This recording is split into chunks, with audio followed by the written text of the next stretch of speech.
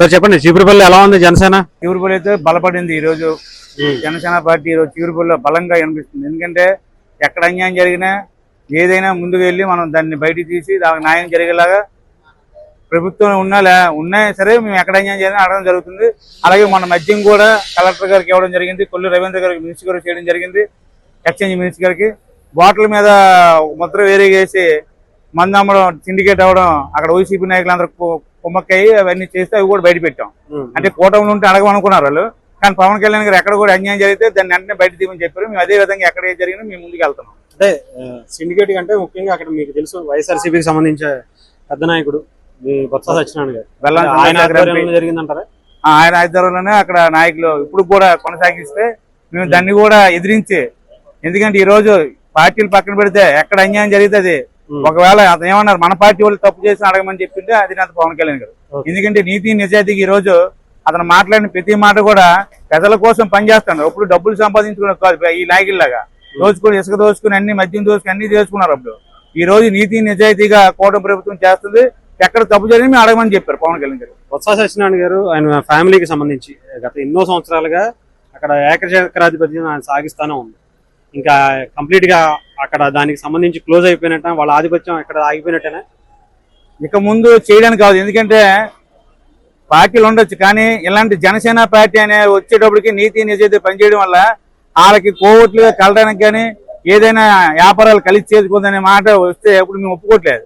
దానివల్ల కూడా అక్కడ ఇబ్బంది జరుగుతుంది. మేము దాన్ని కూడా ఒప్పుకోవట్లేదు ఎక్కడ కూడా. ఎందుకంటే ఎన్నాళ్ళైతే ఈ పార్టీ ఆ పార్టీ కింద స్థాయిలో లేదో సెటిల్ చేసుకుని అయ్యేది. కానీ జనసేన మటుకు ఎక్కడ కూడా ఒప్పుకునేది లేదు. ఎవరైనా తప్పు చేస్తే అడగమని అధినేత పవన్ కళ్యాణ్ గారు మాకు చెప్పారు. అదే విధంగా మేము వెళ్ళడం జరుగుతుంది. నియోజకవర్గంలో రేపు రాబోయేటువంటి లోకల్ ఎలక్షన్స్ లో ఎలా ఉంటది వైఎస్ఆర్సీపీకి, ముఖ్యంగా బొత్స కుటుంబానికి ఏమన్నా జనసేన గట్టిగా ఇచ్చే అవకాశం ఉందా? మొన్న జనసేన ఉండబట్టే అక్కడ అంత బలమైన ఎత్తి మీద 12,000 మెజార్టీ వచ్చిందంటే జనసేన ఉండబట్టి గెలిచాం అక్కడ. కాకపోతే అక్కడ గెలడానికి కూడా లేదు, అవకాశం లేదు. జనసేన అనేది 20,000 ఓట్లు అక్కడ ఉన్నాయి. దాన్ని బట్టి మనకి 20,000 నుంచి 25,000 ఓట్లు మనకి రాబట్టే ఈ రోజు గెలవడం జరిగింది అక్కడ. లేకపోతే చాలా కష్టంగా ఉన్నాయి. ఎందుకంటే సత్యబాబు డిసైడ్ అని అక్కడ పంజాలు కూడా వేసుకున్నారు, డబ్బులు డిసైడ్ అని అన్నారు. కానీ ఎందుకు ఈ రోజు పవన్ కళ్యాణ్ అండ ఉండబట్టి చాలా చక్కగా చీరుపల్లి నియోజకవర్గంలో బలంగా ఈ రోజు ఉన్నాం కూడా. మరి రేపు ఎలక్షన్స్ లో ఎలా ఉండబోతుంది? లోకల్ పంచాయతీ ఎలక్షన్స్ లో, పంచాయతీ ఎలక్షన్ లో కాదు, ఏ ఎలక్షన్లో అయినా ఇన్ని మా కూటమిదే. ఎందుకంటే ఎక్కడ తప్పులు చేయని ఎందుకైతే ముందుకు వస్తున్నామో చీపురుపల్లిలో మార్పు అనేది ఏర్పడేది. ఎందుకంటే వాళ్ళు డబ్బు ఉందనే బలంతో తప్ప ఇంకేమో మంచితనం లేదు. ఎక్కడ కూడా కబ్జాలు, అలాగే ఫ్యాక్టరీ భూములు కబ్జాలు, అలాగే గర్భంలో ఫ్యాక్టరీ ఉంటే అది కూడా అన్నదమ్ములు తోగబెట్టి చెరువులు కబ్జాలు. ముఖ్యంగా చెప్పవలసింది ఏంటంటే మాజీ ఎంపీ బెల్లాని చంద్రశేఖర్ గారు 17 ఎకరాలు కబ్జా చేశారు.